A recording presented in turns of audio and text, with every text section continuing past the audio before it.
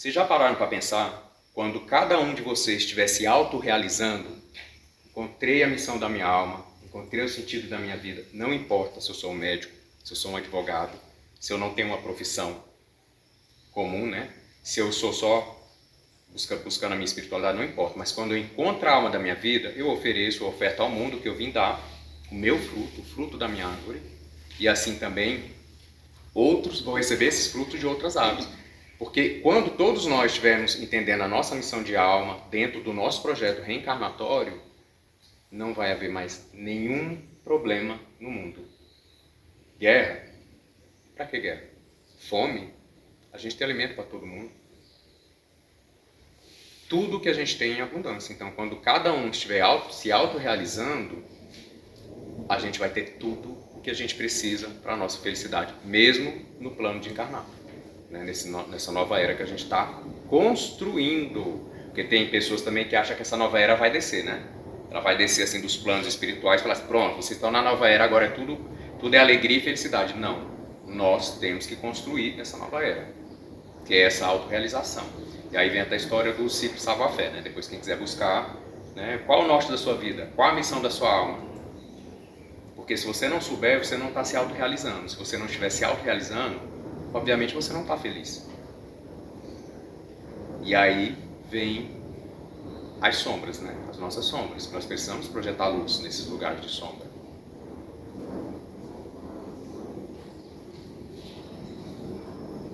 A Kabbalah ensina que a busca do eu verdadeiro deve trilhar o caminho da alma.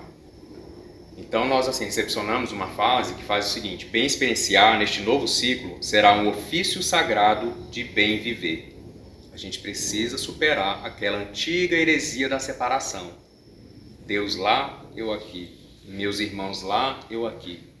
É uma heresia isso, e é um pecado, entre aspas, contra a divindade, contra o plano divino. Então a gente precisa entender isso, que não há separação. Não há separação. E a nossa alma, por que a gente precisa entender a missão da nossa alma? Porque a nossa alma é o primeiro reflexo, nesse plano mais material que a gente está, da vida cabalística. Cada uma das esferas, sabedoria, reino, compreensão, entendimento, né, misericórdia, tudo está na nossa alma, como potência. A gente precisa desenvolver essa verdade aí. Porque simplesmente a nossa alma é esse fio condutor da árvore da vida. Número 1, Keter, que é esse da coroa, é o potencial puro das manifestações. Essa é a nossa ligação mais perfeita com o divino em nós. Então, 1, Keter, coroa, é o potencial puro das manifestações. Quem pegou 2? Rockman. Aí eu acho que seria mais interessante gravar o seguinte: coroa, sabedoria, os atributos fica mais fácil, né, do que o nome. O 2 é o Rockman, sabedoria. É o salto quântico da intuição.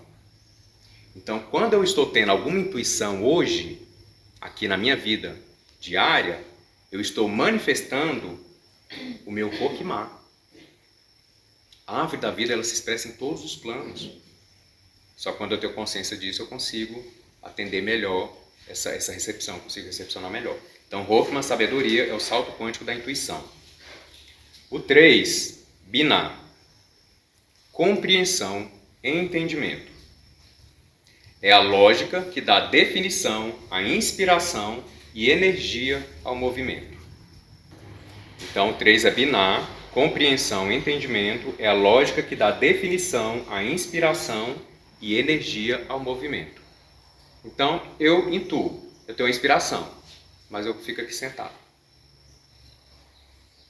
Aí eu preciso manifestar Binah, porque é ele que vai dar essa lógica, eu vou entender essa intuição, vou traduzir ela, os planos da minha vida, da minha realidade, da minha missão de alma, e vou colocar em movimento. Isso tudo aí, a gente está no mundo superior, que são os três primeiros frutos aí, né? Que é Absolute, que é onde ficam as emanações dos arquétipos. A gente estuda isso muito na Umbanda, é muito interessante. A gente entende os orixás como arquétipos. O que é um arquétipo, gente? É um modelo da perfeição. Então, é o meu modelo. Eu preciso entender aquele modelo para eu saber o que fazer, né? Então, a gente tem que entender isso. Nesse plano do Absolute, tá os grandes arquétipos da perfeição. E aí a gente passa para o segundo mundo, que é o mundo de Briá ou Beriá, que é o mundo mental, mundo das criações. O todo é mente, o universo é mental. Caibalion, as leis herméticas.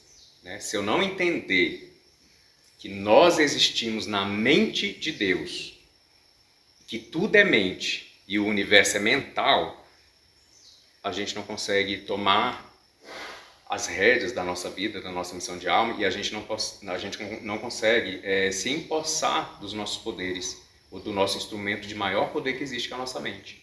Então, por onde tudo começa? Na mente. Tanto o nosso caminho de felicidade, quanto o caminho de infelicidade. Então, nos estudos que a gente faz, algumas pessoas me perguntam assim, né? Mas eu não, por exemplo, eu não tinha um vício, mas eu comecei com um vício. Então, o meu movimento foi daqui para lá. Não. Porque a tendência, ela vem da alma. Então, ela vem de lá, projeta no corpo uma fuga, e a necessidade de eu ocupar um espaço na minha alma com alguma coisa, eu busco uma fuga, eu busco um vício. Então, falando um pouquinho de alimentação, vocês já perceberam que quando a gente se alimenta mal, a gente se condiciona depois para se alimentar bem, é difícil, parece que não tem gosto, só que quem já se alimenta bem já não sente mais prazer nas coisas que faziam mal. Então a questão não é, as pessoas falam assim, nossa, mas as comidas que fazem mal são as mais gostosas. Lê do engano. É porque o seu condicionamento te faz sentir mais prazer no que ainda não é saudável. Porque pega uma pessoa que já é muito bem, tem hábitos muito bons e ela se alimenta bem e dá enfim, comida que não é saudável para ela. Ela não vai ter prazer de comer. Então, a gente tem que entender que qualquer vício, ele é uma parte vazia na nossa alma que precisa ser ocupado por alguma coisa.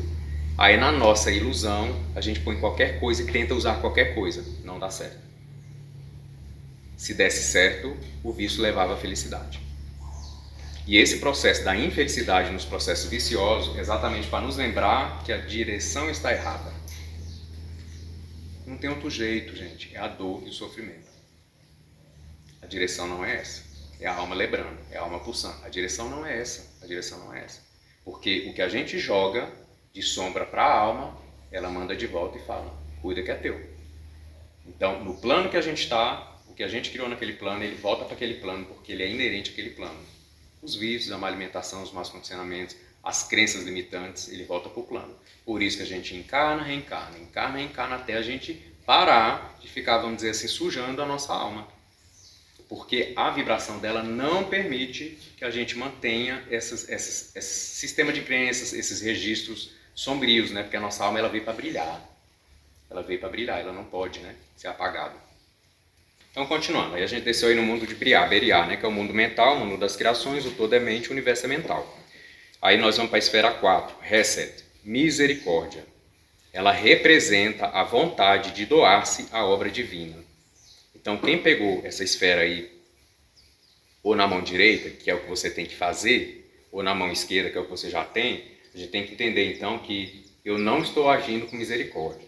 A gente tem um ensinamento muito profundo que diz o seguinte, o inferno, ele é uma criação humana, né? Não foi criado por Deus, ele nunca existia, só existe na nossa mente. Então a gente cria, cada um cria o seu inferno ou o seu céu. E é interessante a gente notar que o que é céu para alguns é inferno para outros. O que é inferno para uns é o céu para outros. Você vê como isso é relativo, né? Mas por quê? Os dois estão nos extremos, na ilusão. Não estão na unidade. Mas, o que a gente precisa analisar? Quando a gente desencarna, muitas pessoas, vocês já devem ter ouvido falar de umbral inferior, que alguns espíritos ficam lá sofrendo, que é o inferno, né? E por que esses espíritos vão para lá? Faltava Hesed, misericórdia. Eu vou dar uma sugestão, né? Porque conselho quem dá são os grandes mestres aí, mas eu vou dar uma sugestão. Observem como é que vocês julgam as pessoas que convivem com vocês. No trabalho, no trânsito, na família. Porque quando você está julgando, é a sua falsa consciência se imbuindo de um falso poder sobre a existência de um outro ser divino e proferindo uma sentença. Só que eu vou dizer para cada um de vocês, essa sentença que a sua falsa consciência proferiu para o outro na hora do seu desencarne, ela profere para você também. Porque essa falsa consciência com a qual você se comunica, que ela está ligada a esse mundo absoluto superior ali, da coroa, mas só que é um reflexo falso. Porque você ainda não conseguiu enxergar o reflexo verdadeiro. O que acontece? Na hora do desencarne, por que algumas pessoas se apavoram? Porque o véu começa a se levantar, porque a carne é um véu muito pesado, o véu começa a se levantar e o instrumento que ela utilizava para julgar o mundo, ele começa a se projetar em cima da própria pessoa. Então, aquelas coisas que eu fui incapaz de perdoar, aquelas coisas que eu fui capaz de entender, aquelas coisas que eu me achava superior, essa é a mesma consciência que julgou o outro que na hora vai me julgar. Porque foi um instrumento que eu fortaleci dentro da minha força mental. Então, não nos enganemos nós, que os julgamentos que a gente faz no nosso dia ao outro, a outrem, é esse mesmo julgamento que na hora derradeira ali, que o véu levantar, a gente vai falar, meu Deus, sabe aquele mito de Adão e Eva, quando eles se veem nus diante da verdade, e fica com vergonha de si, e fala, agora eu preciso descer do paraíso e voltar de novo para a terra. Ninguém nos expulsou do paraíso, somos nós. Que nos expulsamos, tudo alegoricamente, né, gente? Tudo alegoricamente. Somos nós que nos expulsamos do paraíso. Então, em Reset, essa misericórdia, a gente faz essa conexão. Eu não concordo com o que o fulano Bertrand fez. Você não tem que concordar. Se você tiver uma palavra, alguma orientação, deixe. Se não tiver, se recolha. Né? Deixe que a divindade está agindo. Né? Agora, então quer dizer que a gente tem que deixar as coisas erradas acontecerem? Não, a gente tem que ser justo. Aí vem o pilar do rigor. Então a gente tem que usar as leis humanas, a gente tem que usar a nossa consciência. E eu digo também outra coisa, não ignoremos o que a gente tem como verdade, ainda que não seja a verdade absoluta, porque a gente tem que ser fiel ao que a gente acredita. Porque, sabe aquela história, se tem uma coisa errada, e se tem uma grande verdade aqui, mas eu não vou para um lado nem para o outro, eu não faço nada. Vocês concordam que se eu for para o lado errado, eu vou ter a percepção alguma hora que eu estou no lugar errado e aí eu posso poder buscar o lugar certo? Agora, se eu ficar parado, não for para um lado nem para o outro, ou seja, se eu não me posicionar, se eu ficar em cima de um muro a minha vida inteira, querendo dar uma de pseudo-iluminado, né? Muitos pensam assim, que o iluminado, ele não... o mundo? Não, eu não tenho responsabilidade sobre esse mundo. A guerra lá na Ucrânia, eu não tenho nada a ver com isso. Como se estivesse fora desse projeto. Como se o reencarne não fosse um plano do Cristo Oxalá, colocando os melhores instrumentos que ele tinha para este momento no corpo para ajudar ele a construir, a cocriar. Então, em Hesed, a gente entra com essa misericórdia, que é a esfera 4. Em 5, Gíbora, justiça. Olha aí o discernimento. Não julgueis para não ser julgados, mas o discernimento é necessário, não é? Como é que eu gero discernimento se eu não julgar? Agora eu tenho que aprender a julgar com o meu Gíbora. Porque quando eu julgo com o meu Gíbora, eu estou dentro da lei, agindo pela lei com a lei.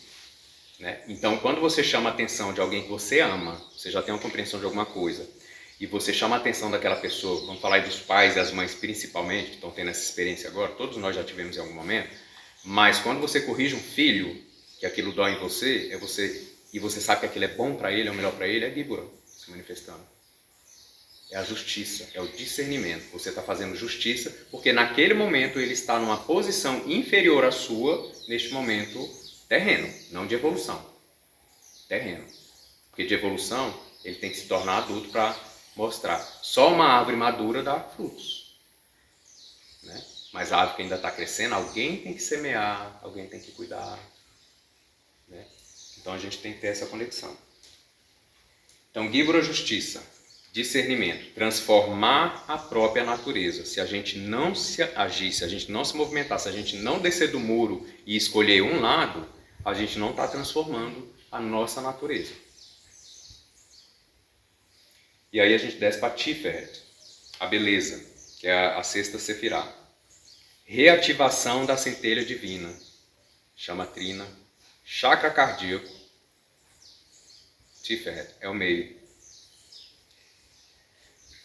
E aí, descendo mais um pouquinho aí na árvore, a gente vai para o próximo mundo, que é o mundo emocional, Yetzirah, mundo das formações. Olha que interessante, mundo emocional é o mundo das formações. Eu pergunto para vocês, Há como a gente realizar a consciência se a gente não sentir? Para gerar consciência, eu tenho que ter discernimento. Para gerar discernimento, saber o que é bom, o que é ruim, o que me faz bem, o que me faz mal, eu tenho que sentir. Então, essa faixa de evolução que nós estamos agora, o nosso corpo emocional ele foi construído nos reinos animais, ele foi construído e agora a gente está educando ele, a gente está parando as arestas para aprender a usar esse corpo emocional. Aí eu pergunto para vocês também, vamos falar do nosso dia a dia. Gente, qual é a maior dificuldade do ser humano hoje em dia? Lidar com as emoções. Ninguém entende, ninguém compreende. Para mim, as minhas emoções são minhas inimigas. Eu não leio as minhas emoções, eu não entendo que ela é um instrumento da minha alma de tomada de consciência. Eu saber que o fogo queima. Então a gente tem que prestar atenção nesses instrumentos, mente, corpo, emocional. Então, ora, se eu estou triste, eu preciso entender por quê. E depois eu vou botar a lupa da minha consciência, com muito cuidado, e é boa uma meditação antes aí, para eu entender o porquê que isso me incomoda tanto, né? E se a gente parar para analisar, as coisas que mais fazem a gente sofrer, quando a gente separa para buscar a raiz da questão, ela se dissipa durante esse processo.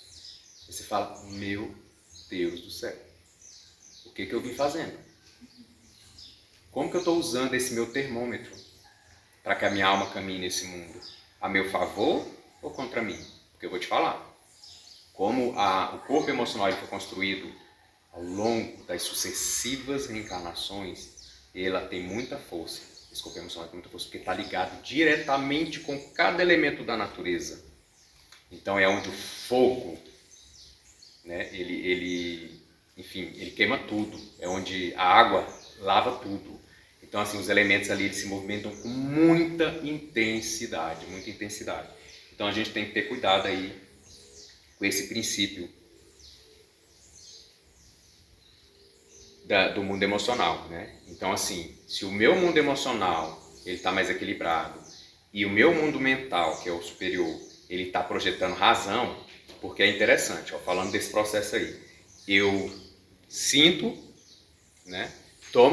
Gero discernimento e quantas vezes a gente precisa sentir a mesma coisa, né? Para gerar o discernimento, mas vamos lá, o discernimento. Então eu sinto, eu me preparo para discernir, com o discernimento eu tomo consciência. Quando eu falo que eu tomo consciência, sabe o que é? É o conhecimento se transformando de verdade e subindo para o mundo mental. Aí o meu racional, a minha razão, ela está em cima. Como aquele mito da carruagem, não sei se vocês conhecem, né? Então, bem sucintamente ali, nós temos o cavalo, que é o corpo emocional. Nós temos a carroça, que é o nosso corpo físico. Nós temos o cocheiro, que é a mente, e adivinha quem está lá sentado naquela carroça ali sendo levado? O nosso eu divino. Então, refazendo aqui o percurso, o cocheiro é a minha mente. Ele tem que saber direcionar esse cavalo, que é o meu corpo emocional, para cá, devagar, para, mais rápido. Então, o cocheiro é a minha mente. Ele tem que saber, ele tem que ter poder sobre o meu cavalo, que é o meu corpo emocional. Para que o meu eu divino, que é aquele habitante dessa carroça, que está ali dentro daquele corpo, a carroça a charrete ali é o corpo físico, que ele consiga chegar onde ele tem que chegar. O destino dele que é a iluminação. Então a gente precisa entender que neste momento que a gente está passando, nós estamos sendo chamados a despertar essa tomada de consciência, tendo domínio sobre o nosso corpo emocional. E aí vem o princípio da meditação, gente, de respira, né? Como a gente fala no vídeo, calma, respira, né? Alimenta sua alma, reequilibra os 4 elementos para a gente poder fazer essa viagem de forma tranquila. Porque essa charrete aí, essa carroça, ela tem que chegar lá intacta, que é o seu corpo físico. Quanto mais longe ela te levar, mais tomada de consciência. Então a gente desce aí para a 7ª esfera, Netza, a vitória. Essa esfera fala principalmente da superação dos próprios limites, propagando o pensamento eterno. Então se alguém pegou Netzach, 7, na mão direita, que é o que precisa realizar, vocês têm que entender o seguinte: a vida de vocês deve estar um pouquinho atribulada, porque vocês estão sendo chamados a superar os limites. E quem tirou Netzach na mão esquerda, que é o que você já desenvolveu em um bom nível para te impulsionar, é o que você precisa usar. Então você já consegue, ou seja, você tem facilidade para superar os obstáculos, então supere os obstáculos. E também ensine alguém a superar os obstáculos, mostre. Né? A gente tem as entidades na Umbanda, que a gente chama aí a malandragem, os malandros, né? Eles nos ensinam muito esse princípio aqui de Netzach, daqui para baixo, né? De Netzach principalmente, que é essa questão da gente, a gente tem que curtir mais a vida, né? Quando eu falo mais seriedade e menos seriedade, nos dois sentidos, né? Mais seriedade porque eu tenho que ver que é uma coisa muito importante, porque a vida é a nossa primeira iniciação espiritual. Então, com toda a licença que eu peço a todas as egrégoras que estão se materializando em religiões, em caminhos espirituais, as iniciações não são feitas nesses lugares. A verdadeira iniciação é quando a gente entra no corpo. É a primeira iniciação.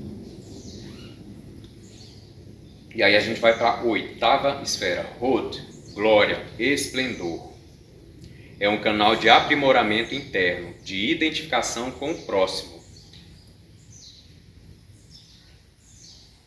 Se eu não entender esse canal de aprimoramento, de me identificar com o próximo, entender que eu não estou... Esse sentimento que a gente tem de que a gente precisa viver em sociedade ainda está muito conectado a esse princípio aqui, de que eu ainda não consigo me sentir completo, por isso eu busco alguma parte em alguém, né? Não está errado não, desde que a gente não faça essa outra pessoa o sentido da nossa vida, da nossa existência, da nossa felicidade, mas a gente entenda que é uma congregação dentro de um propósito de vida ali, temporário. Mas isso aqui tem conexão com esse rodo aqui, glória e esplendor. A gente compreender que esse canal de aprimoramento interno é a nossa identificação com o próximo. E a gente desce para a 9ª esfera, Yesod, fundamento, reajuste da consciência para a nova era. Esse 9, Yesod, entendo ele como um cálice. Ele é um dos cálices, uma das simbologias do cálice do Santo Grau. Então, todas essas esferas do meio, a gente poderia falar que são níveis do cálice do Santo Grau, onde todas as outras derramam o seu líquido, que é a essência, né? E esse é o que está mais próximo da gente, o Yesod. E o que é interessante a gente analisar? Sabe aquelas religiões que consagram o vinho e o pão?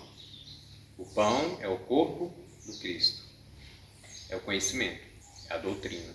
Então, por exemplo, as madrinhas, o padrinho aqui, os lacotas, eles estão trazendo para vocês um pedaço desse pão em nível de corpo doutrinário, mas não no sentido de dogma, mas no sentido de busca de verdade, de conhecimento superior.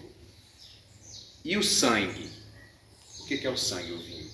É a essência crística que passa por cada uma das nossas vezes, uma simbologia, porque a gente precisa entender que por trás do conhecimento tem um nível de abstração que a gente se entende e se coloca no mundo.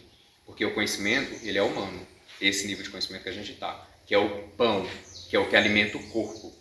Quando eu tomo o vinho, que é o que faz o meu sangue correr, por simbologia, eu estou tendo acesso ao que está por trás desse conhecimento. Então, eu posso conhecer ali, eu conheço, está ali. Eu vislumbro e geralmente as pessoas se deslumbram. Vou falar um pouquinho do trabalho da ayahuasca, né? Temos acesso a muitas verdades. Aí nós vislumbramos algumas verdades, só que tem alguns que entram no deslumbre. Aí se deslumbram com aquilo e quando a gente se deslumbra, a gente perde a conexão e a gente sai do campo da verdade e vai para o campo da fantasia, da mistificação, da imaginação, que ela é boa quando ela é criativa e quando a raiz dela, dessa árvore criativa, ela está conectada a um plano da verdade. Então, o que eu estou querendo dizer? Existem falsas árvores? Existem, criadas pela mente iludida. Que aí, o que a gente percebe? Quando a pessoa está num caminho religioso, num caminho espiritual, e as coisas não estão se ordenando, preste atenção. Mistificação, deslumbre, Você consegue vislumbrar, mas aí você não continua caminhando na direção, porque se deslumbrou, quando a gente deslumbra, a gente dá um passo para trás. Aí a gente já se acha iluminado. Aí a gente já se sente o divino manifestado na forma humana, porque somos, porém esquecidos estamos, e precisamos ter esse discernimento, essa compreensão. Né? Então, é triste a gente ver muitos irmãos que estão tendo acesso a essa verdade, vislumbrando, se deslumbrando e perdendo o tom, né, do ensinamento. Então esse é o primeiro cálice ali do Santo Grau.